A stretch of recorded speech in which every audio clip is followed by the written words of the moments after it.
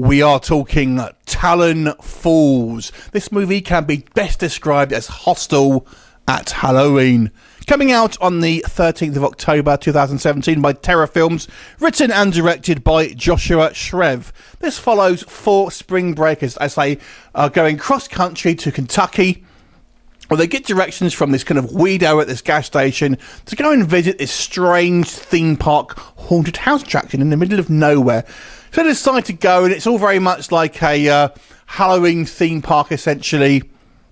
We have all these kind of scenarios where it looks like people are getting tortured. There's all people kind of running around in masks trying to scare you.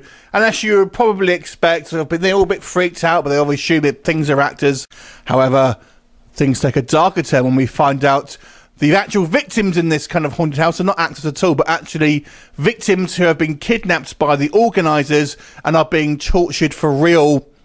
And now our four protagonists, themselves captured, are each in individual peril through various kind of torture means and kind of like killers. Can they survive? You'll have to watch the movie to find out.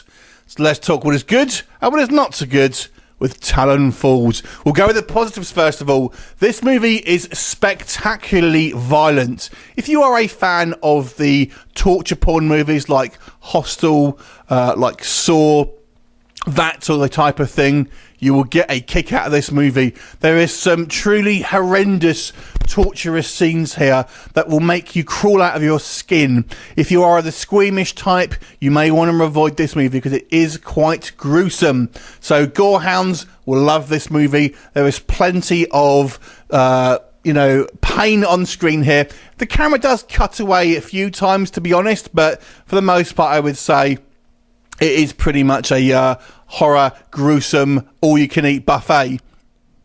I've got to say, I feel the pace of this film is quite good. It doesn't kind of linger too long before we kind of get into the action. And obviously we see a variety of different kind of torture devices and kind of methods. It kind of obviously switches things up. Then when we kind of go into a bit more of a kind of a chase movie, things like that. So it does have a good pace to what I feel. You know, it keeps you interested in going to seeing what's happening, obviously, with the next screen. The acting, for the most part, I all thought was pretty good. There's a couple of kind of small roles that I don't think were good, but our main four, I would say, all of the actors here do a decent enough job of kind of giving you some kind of realistic reactions and stuff about what you would expect to happen in this sort of thing. I actually thought one of the characters was played pretty interestingly. I've got to say, one of our two female leads, who I guess is our main point of view character, actually is a lot more of a victim than I would have thought. I would have thought our kind of central person, if you like, would be much more of the proactive type, but she isn't actually. She kind of almost is a bit selfish, and she kind of leaves her friends in peril a couple of times.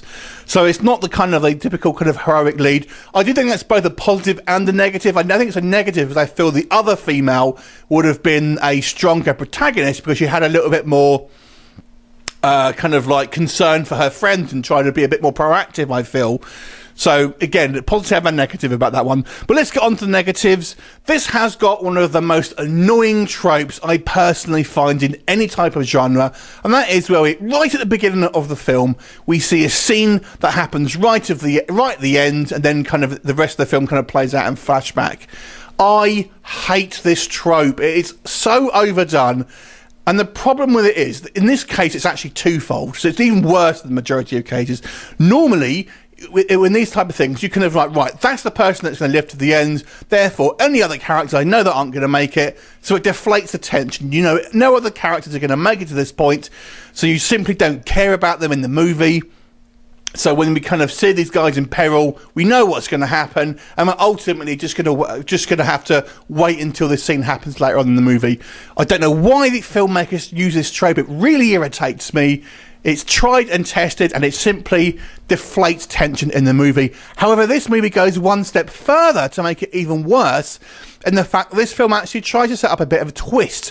But the twist is given away, in my opinion, right in the first scene. It is clearly obvious what's happening right in that first scene. So when inevitably we catch up and we see this kind of scene replay at the beginning of the, at the end of the movie, you know what's happening. So the wind is out of the sails big time at that point. So My advice would be to simply avoid the first 5 minutes of this film. You would enjoy it that much more.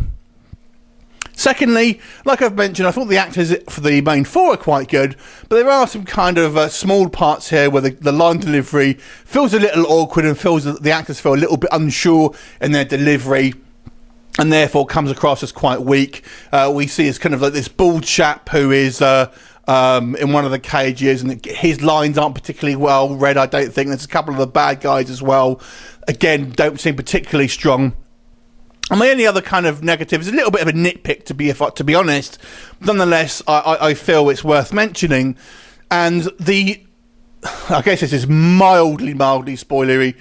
We see that these guys are quite organised. The bad guys are quite organised, and there's clearly lots of them involved in doing this.